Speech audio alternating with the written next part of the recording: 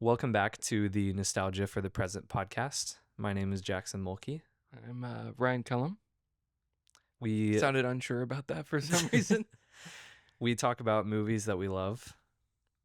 Yep. Let's get into it. We have two movies today that we love that we're going to talk about today. Yeah, one is The Boy and the Heron. Director is Hayao Miyazaki, and it's a Ghibli film.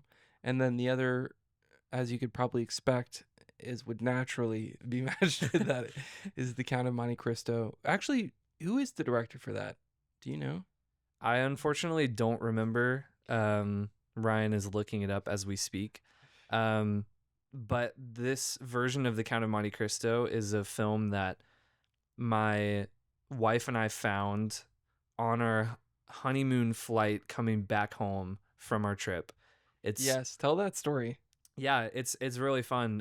This film kind of feels like a hidden gem to me, and so that's why for a while I kept it secret and was gatekeeping it, but only because I had a party where I had some friends over and I wanted them to see it and have no idea what the movie was going to be, and it ended up going really well. It was really fun.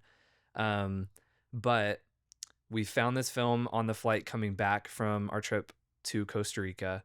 It's The Count of Monte Cristo, which is a book that a lot of people have heard of. I'd heard of it, but had never read it. And the movie was made in 2024, and it's French made. It's The director is Alexander de la Pelletier. Petalier. Nice. I don't know.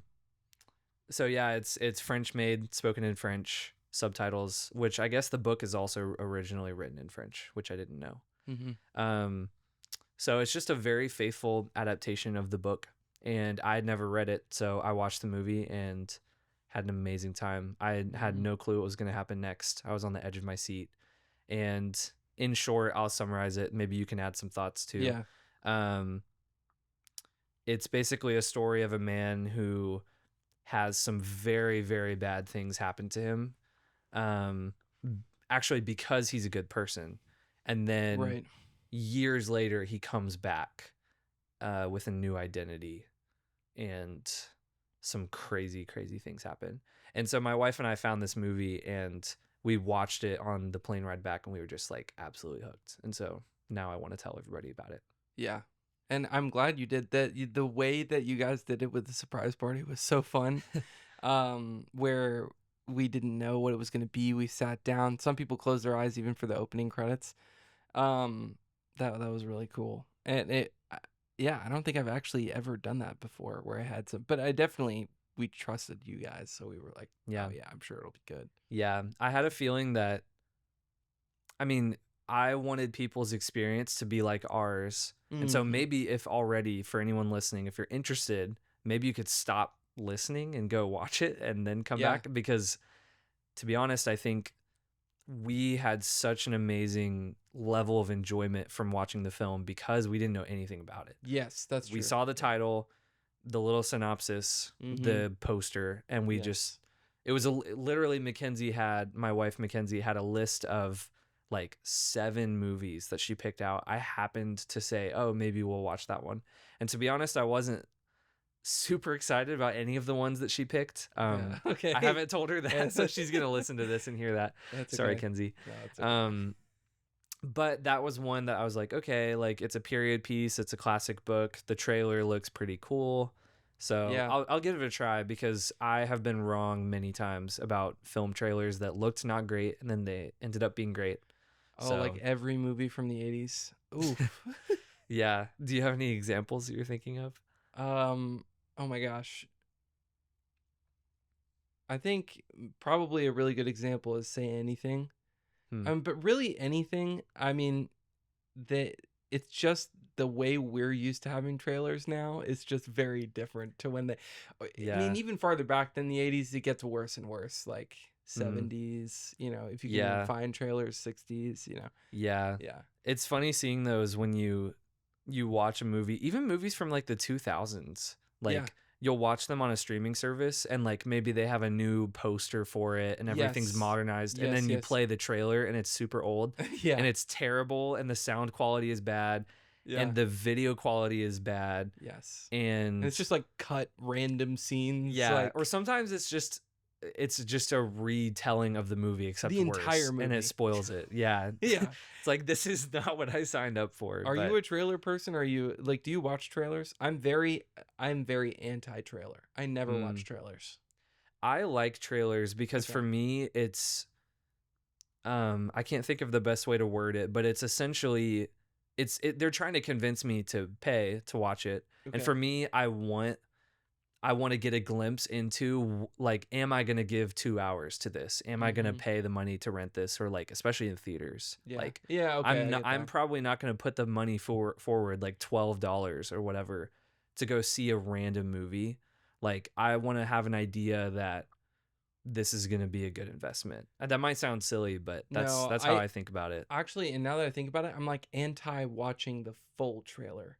Yeah. You know, I can tell Yeah. from watching maybe 10 or 20 seconds tops of something Yeah. whether I would watch it or not. That's how Mackenzie is. For me, unless it's literally a recap of the movie, Okay. which that happens, Yeah. I'll be like, this is spoiling so much, and I'll click away. Okay. But I will be watching a trailer with my wife Mackenzie, and we'll get like 20 seconds in or 30 seconds in, and she's like, Jackson, stop. Let's just watch it now. I do that too. And for me, I'm like, well, if I don't feel like it's revealing too much, Yeah. I like it, because I Okay. want it to get me excited about it, so that when I'm in the movie, Yes. I don't feel like too much was spoiled. Yes. But I'm excited to be there, and I have some level of expectation. But sometimes it is a lot better to go in not knowing anything. Like Get That's true. Out by Jordan Peele is a great one. Yeah.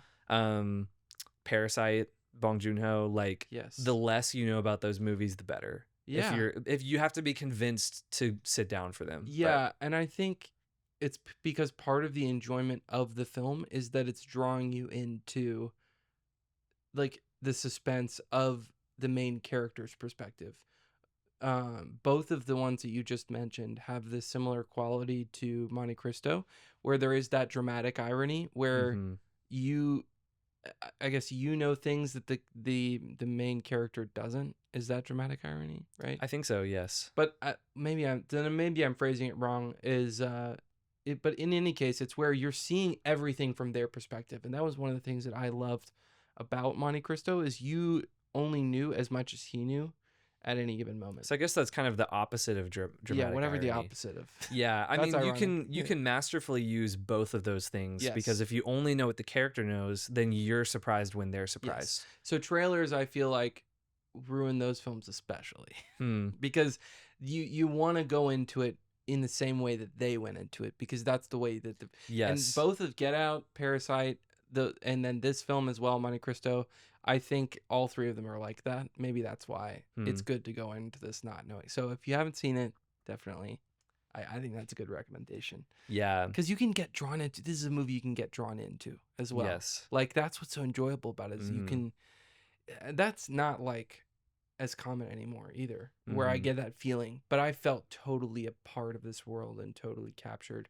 Yeah. Absolutely. It's like it's a totally different place in the setting, because the setting is recently post-Napoleonic France, Yes. where Napoleon has, I guess I don't know the technical aspects of what happened, but he either abdicated the throne or was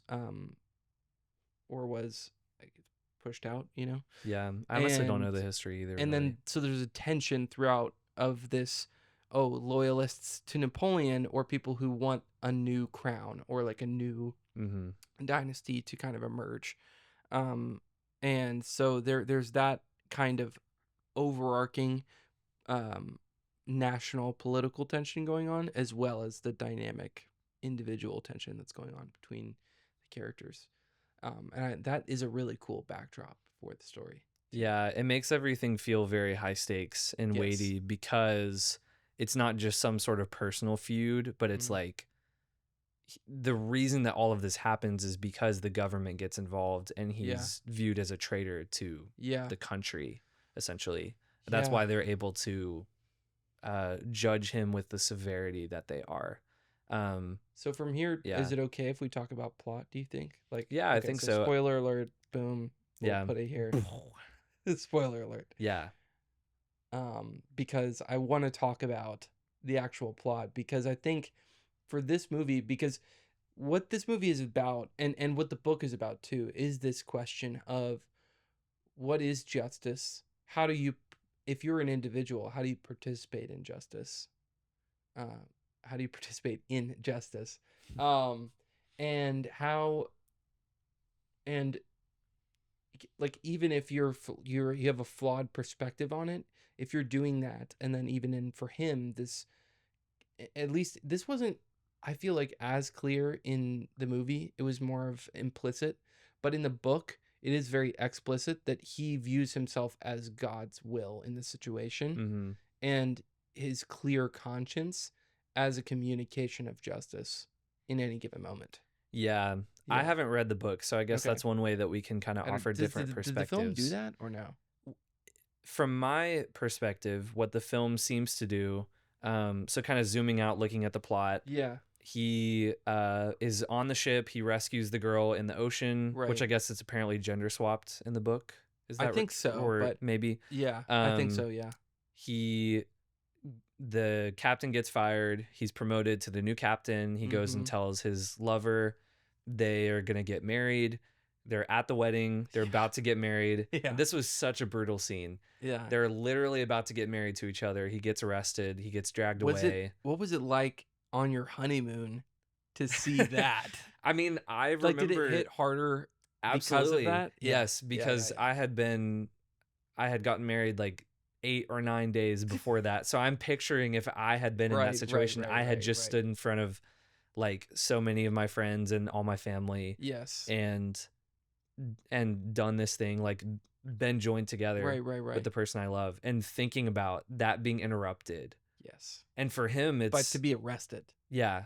For him, it ended up being for life. Even in those moments, yes, it's still so upsetting.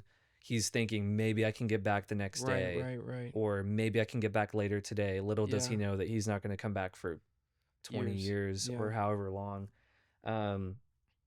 But then when he goes through the entire process of being imprisoned for so long, and then he comes back, there's a scene where he goes into a church and he says something to the extent of, I am going to do what you couldn't. And he's speaking to God. Right. And in my mind, I kind of perceived him as, it's not that he's doing God's will, but he's kind of putting himself above God. Okay. And maybe seeing God as this kind of deist, removed observer who enforces a sense of justice, so to speak, that is not actually lived out in some way, or God is not actually involved in the world. And so he's saying, I will be the justice and be the avenger, because maybe he's saying what you're doing is not actually just. Yeah. And to me, I think that's why, if I'm going to if I could pick one reason why I love this movie, I mean, there's a lot of reasons we could talk about. Just the cinematography, the acting, the writing. Really, you could talk about the costumes, which we will talk about. I don't know how we're going to talk about everything, though. Yeah, I don't think we could talk about everything. And we put 2 movies on the docket, so yeah, that'll be interesting. That's our, Anyway, we'll circle back to that. But even if we don't talk about costumes, I'll just drop a mention here. They're really cool. I want to dress like he dressed, especially in the beginning of the movie. It's so cool. The French outfits. But to me, the one thing that I would point out is what I love is among all of these revenge narratives that we have. So I'm thinking of Monkey Man. I'm thinking of even Inglourious Bastards, although I think a lot of people will disagree with me on that it's purely a revenge narrative. It's just there's a lot of glorification of and then I also Old Boy comes to mind as well. Deeply motivated violence or revenge movies that are based on this same theme. And they have a very different resolution. There's always variations on one thing, like they complete the revenge, and then the movie either portrays it satisfactorily or like they complete the revenge, and now they do feel empty, and like, oh, they realize they have some kind of realization of where Mm-hmm. the emptiness of that their own personal justice. Yeah.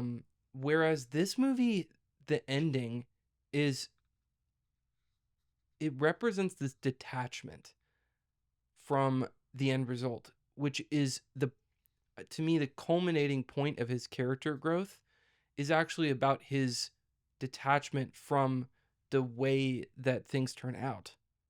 Mm. He really does come to a decision point. So I guess for context in the plot, what I'm talking about is like, so he has the culminating sword fight, which is awesome. I love seeing a sword fight Mm-hmm. in a movie Yeah. nowadays. I mean, Yeah. it's just like really not as common, and it Yeah. was so cool, Makes me think really of well Princess done. Bride. Yeah, yeah, and he has this culminating sword fight with I guess it's Villefort is the main bad guy. Maybe you're probably going to be better at remembering the names than I will. Yeah, the main bad guy who Who set used all. to be his friend Yes, who set all this up. Um, and who who married. married his Yeah. fiance. Who is also the girl's cousin, Yes, which you is just drop that in there. wild. Yeah. Culturally, I don't know how that was viewed at the time, but I guess I have no less scandalous than now, but idea. Oh yeah, I don't know. yeah, I'm not sure. But anyways, point being, this guy, he has every reason to kill him, and every Yeah. reason to hate him, every reason to feel justified in his exercise of violence, in his exercise of what his perception of justice. And it comes to this culminating moment, and he doesn't do it. Mm-hmm. He doesn't kill him. Yeah.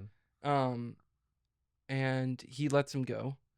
And then on top of that, and this is what's really striking to me, he has this conversation with his wife through this letter Mm-hmm. where he also abandons their love to eternity, or makes himself dependent upon their reuniting in eternity. He really says he if he had killed him, not only would it have been in his eyes the right way to correct all of this evil that this guy had done to him, but then also he would have gotten his fiance back, or well, he at least had the potential to. Yeah. And so every possible motivation is piled on him Mm-hmm. to execute this, and he doesn't. Mm-hmm. And this sense of it communicating that as a good thing, sad, yes. It didn't portray it as joyful, Yeah. but it did portray it as the right thing to do. Yeah. And I can't think of another movie that I've seen recently that did that. And that was really healing for me to see that, because it's so radical. Like, it's such a radical theme to say. Yeah. Because who would watch that movie now? And who I guess who is the audience who's like, yeah, it was the right thing to do to not kill this guy, or at least punish him in some way, like even not killing him. I think we know deep down that is supposed to be the right answer, right? But I don't think very many people would actually do the same thing. Yeah, I don't know. Certainly in his shoes, they would be. Most people would be filled with a greater level of hatred and bitterness and rage. Right. And standing before this person, finally being able to kill them. If you hadn't killed him before that point, I don't know why most people wouldn't. But I thought it was very redemptive, because I do think that there is so much truth in that. Maybe the movie didn't explicitly communicate this, but I think for him to kill his enemy in that moment would be destructive to himself. Yes. And in a way is kind of causing evil to win in that moment, because it's taking his pain and he's multiplying it upon his own soul. He's taking the life of another, and it has all these ripple effects towards other people and other relationships, which the movie does talk about. And he has a daughter, right? Which one? This main bad guy, is that his daughter? No, he has a son. A son. Yes. So yeah, there's the ripple effects of I I feel bad that I didn't I don't remember these character names. But yeah, like his the villain is married to the main character's Right. old fiance. Yes. So she would be heartbroken if her husband was killed by her old fiance, Mm-hmm. and their child, their son, would obviously be heartbroken as well. I just think the film did a good job of showing that, like, essentially evil acts don't just exist in a vacuum, but they Mm-hmm. actually multiply and they spread. Yes. And you can't just take a life or whatever it might be and expect it to not have consequences and to affect the world around you. Yes. I thought the film did a good job of showing the effects of evil. Yes. And Yeah. the main character, endures so much evil. Yeah. But then he also has choices to bring about more evil himself, you know. Right. Yeah. I mean, there's so Mm. much to speak of, just even with like just all those like story and character elements, you know? And I know we've settled on that, but there's so much that is the heart and the foundation of the film. Yes. Yeah. There's so much more just even on top of that. And I think that Absolutely. those things get really driven home by the other technical things about the film. Right. So like the music helps reinforce those things. Yes. The cinematography did an amazing job of really hitting those things. Mm-hmm. There's one specific shot that really stuck with me, where at the beginning of the film, the man who has betrayed him is riding on his horse back to the estate to notify his fiance that, yes, what's his name again? The main character. You said, or oh, the main character. I'm not sure. I'm gonna look up a character list because this feels silly that I don't remember any of these character names. Yeah, let's look. But you can keep going. Well, so the betrayer is riding back and to the main character's fiance. And what's the main character? So the main character is named Edmond Dantes. Dante, yeah. And his friend that betrays him is Fernand. Just lost it, but his first name is Fernand. Yeah, Fernand. So Fernand is riding back to the estate to tell Edmond's fiance, "Hey, he's still in jail. We can't get him out." But her anticipation or dread is represent, and I think I told you about this shot. Yes, you did. It goes through 3 layers of the house where it keeps zooming out and zooming out and zooming out. And the camera is in front of her, and then she's chasing it. She's running towards the horse is running towards her, but the perspective is from the camera, and she's chasing the camera through this house, and it's going away. And to me, that was a beautiful moment of this future receding away from her, from Edmund receding away from her, and from the sense for her of waiting and of anticipation that then is only cut off when she meets the horse of the person who betrayed her fiance. And there are moments like that throughout the film where the camera work or the cinematography and is like representing what's going on for those characters. And yeah, it just does a really great job of that. Yeah, I think that is a deeper level of filmmaking that few filmmakers really achieve. Yeah. When every level of the art that you're making actually helps ground you in the story and feel what the other characters are feeling. So you can look at a character and not just see, oh, Mercedes looks like she's sad. Yes. And so she must be missing Edmond.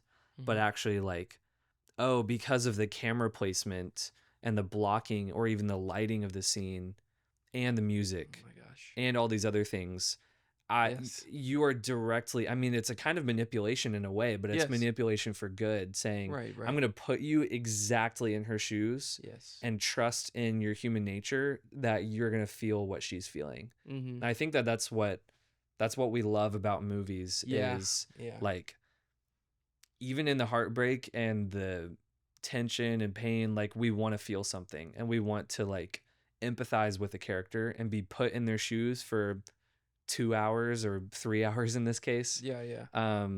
And feel what they're feeling, and Yeah. feel the depth and the weight of that. Yeah, that's so true. I bring this up a lot, so apologies if anybody listening, this is something that I've said to you before, or if I've said it to you before. But there's this proverb, he who understands all forgives all.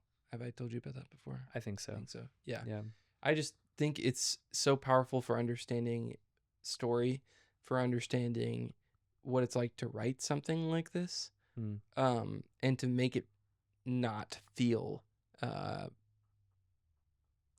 like every character who's against what you're saying or who is against your characters is a caricature or a one-dimensional image of what you perceive the other side to be. Mm-hmm. And I got a sense of that even in this film, of even though these characters are so evil, the way that they're perceived in the world is still as the gentlemen of the court, Mm-hmm. Mm-hmm. It does a really good job telling the story from everyone's perspective. Mm-hmm. And like you were saying, just making you feel what the characters are feeling. Yeah, I think so much of this is credit to the book, but I think the film captures this really well. But it really does. The movie might be better. Wow.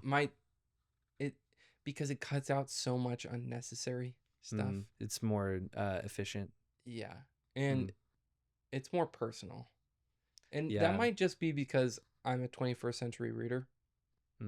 I think maybe it was written for a different time. But to me, when I watched the film, and I rarely ever say this, but I do think that the movie is better than the book in this case. You heard it here. The movie is better than the book. In this case. Yeah.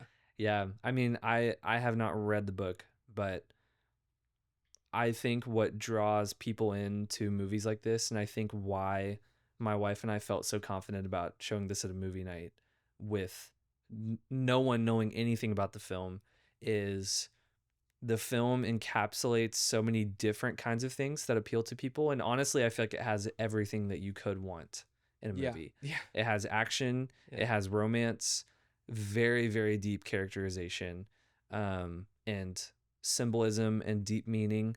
And the pacing is really strong. Yeah. The production design, the cinematography, the music, everything just is so seamless. Yeah. And I think the characters in the film are a huge part of what make it. And again, I think that's the book obviously is the foundation of that. But I think, kind of like you mentioned, even though you look at this trio of these evil men that essentially like ruined Edmond's life, you look at them and you understand their motivations. Yeah. And you feel for them a little bit, even in a way, when Edmond begins hatching this meticulous plan to destroy their lives. You feel for them because they made these terrible decisions, but they're humans too, and they've built these lives. And seeing the shock and the horror when they have the plan of the pirates breaking in and stealing all the ships, and the guy that used to be the captain that lost his position and then was promoted again, Danglars. Yes, Danglars. Seeing the look on his face when he has lost everything. And then Edmond whispers to him the same line that Danglars said to him. Yes. Where he says something to the extent of, not only am I brutal, but I enjoy it, or something to that extent. Yes. Seeing the look of or even like seeing the look of horror of the lawyer's like mistress when she like has her child taken away and supposedly killed, but then she finds out he's still alive. Yeah, Edmond is telling the ghost story before that, and he's like got everyone on the edge of their seat. The ghost story scene is so good. Yeah, there's just so many scenes. Yeah. They tug on your heartstrings. I think that ghost story scene is such a good example. For anyone who has continued to watch and listen along, who hasn't watched the movie, The ghost story scene is like somewhere around the middle of the film or something like that. And Edmond, I'm not going to do the best job of explaining it, but he bought this house that one of the characters used to live in. Villefort. Yes. And Villefort and his mistress. yeah. And supposedly a baby was killed there by Villefort. or no, I think. Yeah, because he takes out the baby to the to go bury it. Or no, he has somebody else do it, right? It's not Villefort. Or the whole the time, third guy. I think we were talking about someone's name wrong. So Villefort is not the rival. Okay. I think it's Fernand de Morcerf. Okay. I think he's the rival. Yeah. Gerard de Villefort is the like lawyer. Yeah, I think that is the guy who has the baby buried. Yes, he is.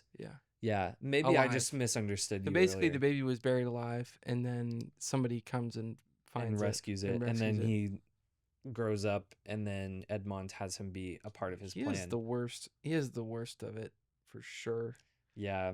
He was somebody who made me feel a little bit like there was some extent to which I couldn't forgive Edmund because he distorts him to this revenge and then doesn't take precautions. And then this boy, after surviving everything and then eventually having the chance to be reunited with his mother, risks everything to try and take revenge and kill his, I guess, would it be father in this case? Yes. Yeah, his father. Yes. He tries to kill him, and they both die? They both die? Or just him? No, just him, not his father. Yeah, just him. It is, that part is brutally sad, and I think that's the culminating moment when Edmund begins to reconsider the whole plan, if I'm not mistaken. Yeah. Or it seems like. You kind of get a feeling that this is not going to end well. Yeah. Like, as once the that film happens, progresses. you're like, oh, shoot. Yeah. This is not all coming together perfectly. Revenge isn't necessarily like clean and satisfying like they're portraying it. Yeah. I think the film hooks you. The ghost story again is a great example of this. It hooks you in because you love the drama of these people being led along by this lie. Yes, yeah. And loving the idea of them getting their just desserts. Yeah. And you do feel that. Yeah, them eating up everything that Edmond says, being so impressed by him, being willing to lend him money, build these alliances with him. Like, we, I think, have that in our hearts where we want to see them fall and we want to like revel in that. True. And that's what hooks you into the movie, to be honest, is like the drama. But then it flips that on its head because it is, I think it is maybe not to the greatest extent, but to some extent is showing that this all came with a cost. Yeah, absolutely. And it was not the perfectly good thing to do. It was very messy. Yeah. And to this point, this is where I kind of want to tie in the Boy and the Heron, if that's okay. Yeah, that's great. Because I know we're getting a little bit, into time here, so I want to have time to talk about that as well. We watched that. The Boy and the Heron is great. I've seen it, I think, 3 times at this point. My favorite Studio Ghibli film. That's awesome. Very difficult on the first watch. To me, this isn't necessarily one that you don't need to have spoiled. Like, I think even if the plot is already told to you, in some cases it actually might help you enjoy it the first time around more. For me, I liked encountering the fullness of the story, knowing nothing about it. Do you want to sum it up? So if you want to go watch it, definitely go watch it and don't listen to this summary. If you want to listen to it without any spoilers. But the summary is that a boy is living in the city in Japan, and his father is, I think, the head of a plant where they're crafting planes for the war, and his mother is killed in an air raid. And so he and his father move out to the country to evacuate from the city, and then also for his father to move in with his new wife, who is also his mother, his used to be his aunt, so his mother's sister. So his dad marries the sister of his now deceased wife. And they move out to the country and quickly discover that there's this other world that they can enter into through an old ruin.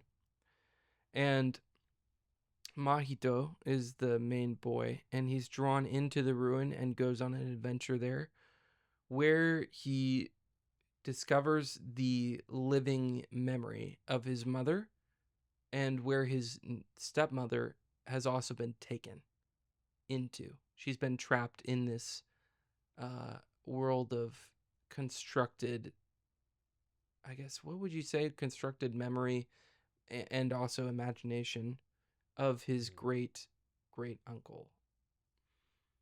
And gradually over time, he's figuring out all this. Yeah, You know, it's not immediate. That's a good way of putting it. You mentioned a lot of things that I didn't remember. Oh, okay. It's been a while since I've watched this movie, but it's coming back. Ago. It's coming back. Yeah. Right. So, and then the film kind of culminates with him eventually getting to see his great great uncle, who is the lord of this imaginary world. And his great uncle is like, okay, this is why I called you here, was because I need another man to take over constructing and keeping alive and suspending this world with your own perception of reality. And he's saying, here are these building blocks of reality which you can use to imagine this world any way you want. And this is, again, I think it's the same, in a lot of ways, the same temptation that is given to Edmund. So let me put it this way. Mahito is a character who, and let me know if I'm going on too long of a diatribe here, but to me, this is why it was so emotional for me, is because he's given every chance to construct the exact world that he wants. To not only have his mom alive again, but have her be an age where they can be friends and they can be close and they can share this world together. Which is seemingly, from the beginning of the film, all that he wants. He really misses his mother. Yeah. And he's given that, and he lets it go. Yeah. He does let it go. Or to me, it seems he lets it go. I mean, I think it's a little bit, shaky there because the Bird King attacks messes things up a little bit. But I think he was definitely saying, no, like, I'm going to let this go. I have to re-enter reality. And I think in that moment, he's doing the same thing that Edmund does, where there's this dependency. There is this abandon on the life, to the life that you've been given. And to receive that, rather than to take control and to say, no, this is what justice is. Let me impose it upon the world. Yeah. It's just a beautiful movie. Yeah, I really like stories that touch on these deeper themes in an almost mythological kind of way. Yes. Yeah. And yes, it really touches something deep inside of you that's very human and very like just very raw and tangible almost. And something that I think the reason that it's mythological is because it's something so human and continues for all of time. Yes. The idea of the temptation to control things that really are outside your control. Yeah. Being able to accept death, for example. That's something that humanity has dealt with for all of existence. And even though the grandfather figure is not meant to be a tempter character, what he offers is a temptation in a sense. You do get the sense that this is beautiful, but this isn't real. Yeah, I really think when I sensed that malice or that control, the temptation of the control. I knew he's not like, you're right that he's not like portrayed as a bad guy. But I think the second time watching especially, I perceived this subtle representation of him as kind of out of out of touch with reality. Yeah, And definitely. having constructed all of this and trying to suspend it for so long. Yeah. We'll just call him Iroh for for purposes of memory. I don't remember his name. But maybe that's doing dishonor to his Iroh's memory, but yeah. he looks a little bit like King Boomy. He's got that like the crazy hair. The crazy hair and the pointed eyebrows, yeah. Yeah. Well, I'm looking up the cast of the movie, except it's just showing all the voice actors, but I don't know. Oh, who? Yeah. This says Shohei Hino plays Great Uncle. Yeah. So maybe he's just called Great Uncle. Great Uncle. Yeah. Yes. Great Uncle. Okay. That's his name. Yeah, he's got Grunks. Crazy hair, crazy mustache, crazy eyebrows. That's the real reason. That's the real reason he constructed this place, is so he could grow out his hair any way he wanted. Oh yeah. Imagine having a dream world and that's how your hair looks. Yeah. That's a poor fashion choice. I mean, well, I would be trying all kinds of things if I was in a world like that. That's true. You're like, I can grow out my hair any way I want. Yeah. I have these Legos. Yeah. Which I think there's a lot of different movies and stories that play around with what do we do when we have the illusion of this control or this temporary gift of getting to touch you. Yeah. Or it makes me think even of like movies like Groundhog Day. Yeah. Yeah, that's a good point. I didn't think about that. There's like this repeated like that movie does a great job of showing his process of like realizing what's going on, and at first he's like confused by it and he's like getting annoyed, but then he realizes the power behind it, so he's like killing himself every way he can and all this crazy stuff. Yeah. But then obviously like I don't remember the specific character arc, but I know that he circles back to a place where he can like finish his time. But I think that there's something really touching, and I think this is consistent in Hayao Miyazaki's work. Yeah. Is his films are touching on very deep human themes. And he's talking about things that are specific to his culture, like World War II, and the way that affected Japan, which is awesome. But also things more generally, just like family and death, the imagination of a child,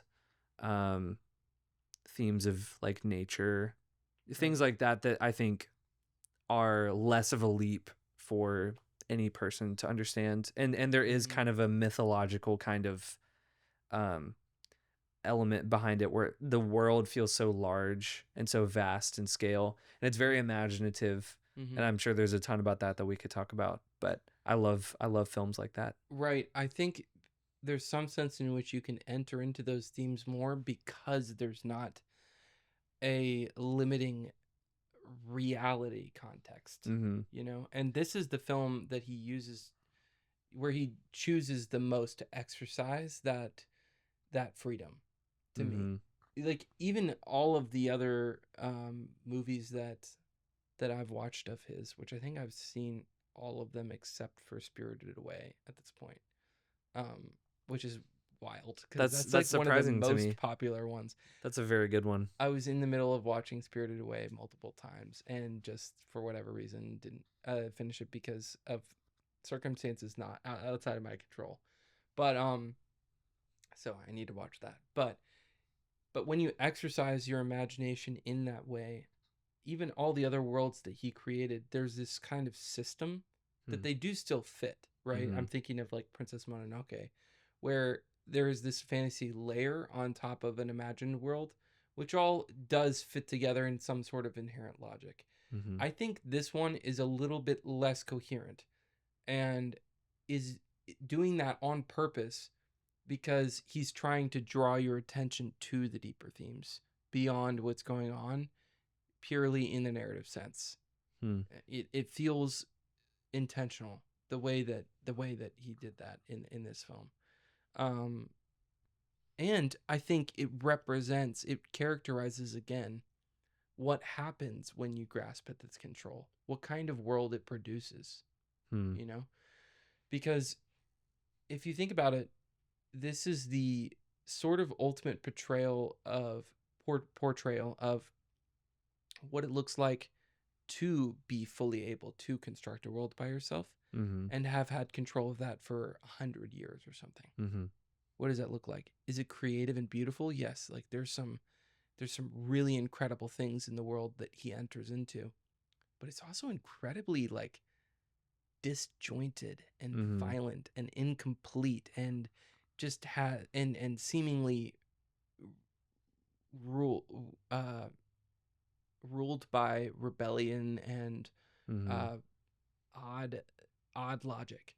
Um, and I think that in a lot of ways, it's this critic like this criticism Hmm. of that mode of living, where because we've chosen, unlike Mahito and unlike Edmund, to take control, Mm-hmm. things begin to make less and less sense. You know, Mm-hmm. the more you construct, the less everything fits together, Hmm. because you're just ignoring all what's over here. You know. Yeah. I mean, the interesting thing about most creative works, including these two, um, is that it's rare that movies depict an accurate representation of the Christian God, Mm-hmm. Yes. which I don't know. We didn't even really talk about if we would mention that in this podcast, but both of us are Christian. Yeah. Yeah. So. Coming from myself from a Protestant background and Ryan from a Catholic background. And I mean, regardless of if you believe in that or not, for us, seeing that as our worldview, I know for me, the things that I create are very much informed by that. And Absolutely. I Yeah. think it's interesting seeing worlds where that isn't the case, if that makes sense. So those play out differently. Right. And I think anybody from any perspective could appreciate those in different ways. Yeah. So in the world of Count of Monte Cristo, um, it's a world like ours where people believe in God. Some people believe in God, some don't. Um, we don't really see God as an actual force or Mm. person, but he's just a being that exists, Right. something that Right. people relate to and believe in. And really, he's seen as someone um, who failed Edmond and let him Yeah. slip through his fingers of Right. justice in a Right. way. Um, Yeah. Initially. yeah, and I mean, with Boy and the Heron, it's also kind of in worlds like that. It's kind of people. I mean, what really with both movies, it's people grasping at the divine in a way. Yes. Absolutely. Yeah. Edmond is placing himself above God Yep. to be the person who brings justice and to orchestrate this master plan Mm-hmm. where he is doing all these things, moving people like a chessboard. Mm-hmm. And then in Boy and the Heron, obviously, you literally have this figure that is like a functioning like a creator being, Yes. Yes. even though he is human. Yes. So it's just interesting seeing those. For me, again, as a Christian, not projecting that on anyone, but for me, thinking about it through that lens, it's interesting seeing these worlds that are not in line with the worldview that I believe. Right. And I think, there's a bunch of different ways to look at that. Well, because the question that I think both of these filmmakers are asking, agnostic of religion, which is the same question that we ask as Christians, is what would your life, your existence look like if your first step was to stand in front of your desires, and validate them as good, but then also not reach out to fulfill them yourself, but realize, like, what if the gift that your life is given to you so that you can more gradually and more perfectly fulfill those desires, Hmm. with what you've been given, and rather than trying to provide it for yourself. Mm-hmm. And I think that's what's fundamentally Christian about these filmmaker, the central question of these filmmakers' themes is they're asking that question. They're saying, okay, well, what would Edmond Dante's life look like if he really did abandon himself to his circumstances and to where God is leading him through those, and even implicitly, right? It's definitely not explicit. And then similarly for Mahito, what he chooses in the end is to go back to his life where his mom isn't there, where there's this new stepmother, and it's portraying it as deeply good and right that he's doing that, and that he lets this imaginary world crumble away. And I think that is deeply Christian, because what we're saying is, look, we have to first embrace the fullness of reality and receive it as it is before we can even go forward. We recognize the reality of our own desires, but also the reality of the world that is, and then you recognize that, okay, the path to hope then is dependency on someone, who will fulfill those over time. Yeah. And yeah. Yeah. I think for me it definitely comes down to the question of like, is there objective good? Is there objective truth? And in a worldview where there is not a good, sovereign, loving God, which is many people's worldview, from my perspective, I think it can be difficult to see how there can be an objective good or truth. But I do think that both of those films are advocating for that. I think they're advocating for Edmond Dante's choosing to spare the life of a man who just destroyed everything that he had, took everything away from him, and yet it's still good for him to have mercy and to not take his former love back, right? Because she's now married to this other man. And for Mahito to choose the real world over an imaginary world. And for me as a creative, like super introverted guy, like that's hard because I want to live in my mind. I want to same here. I want to escape real life sometimes and create a world that is more beautiful, quote unquote, than what I see in front of me. But I think there is something to what? Or easier to bear. Yeah. I think there is something to be said about choosing the true and the good. And that doesn't mean being passive. No. But it means making something of the life that we have rather than twisting it into something that it shouldn't be. Right. And not viewing morality as a prevention of your ability to live out your full existence, but seeing it as a way in which to receive your full existence. Like, I think, because I think that gets to the heart of what you're talking about with regards to being passive. Like, are these filmmakers just saying, oh, you should just accept everything as it is and do nothing? No, but they're saying that the way that you should interact with reality cannot deny what's true and what's good, and it cannot act against it. Otherwise, you'll end up deconstructing the good and deconstructing reality more than you ever thought you would.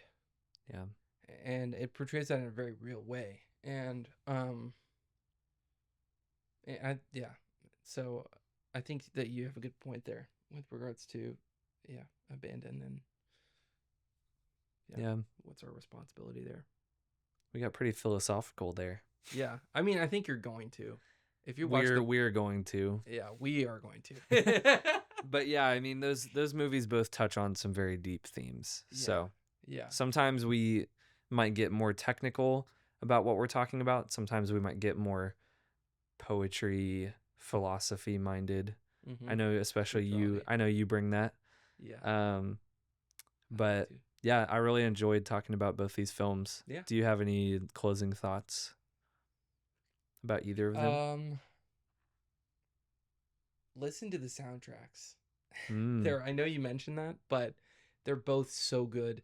I remember just weeping to the soundtrack of Boy and the Heron on my own one day during work hours. I was listening to it in the background and I just broke down. It's Joe Hisashi, who does the music for the film. Yeah, he's incredible. Heron. he does so much. He does so much incredible work. But to me, this was the most strikingly painful composition that he did, and it's fitting for the film. But Yeah. definitely go both listen to both soundtracks. It's amazing music, beautiful. Yeah. There's so much that we didn't touch on. Yes. With both these films, but I think both of them are extremely strong in every category. Yes. In terms of cinematography, Right. sound design of Boy and Heron, we could Yes. probably spend a whole episode talking about that. Yes. Yeah. So I highly recommend both of these films. Yeah. Soundtracks are great. The movies are amazing. There's a lot of depth, and I think especially Count of Monte Cristo is widely appealing, I would say, to pretty much anyone. Very, very engaging to watch, and very or I don't want to say simple because that sounds demeaning, but impactful immediately, whereas maybe Born the Heron is more of a maybe watch it a couple of times, marinate, on that. And maybe familiarity with his other films would help. Yeah. The last thing I wanted to say is Robert Pattinson is insane, and his voice for the Heron is wild, and I never would have recognized it. It would I would never recover. It's so grainy. Yeah, that would hurt. He's incredible, and he's funny. Yeah, it's funny. Yeah. Well, go Robert Pattinson. Yeah. All right, good talking to you. Yeah. I'll see you soon. Love you guys. Bye, everyone.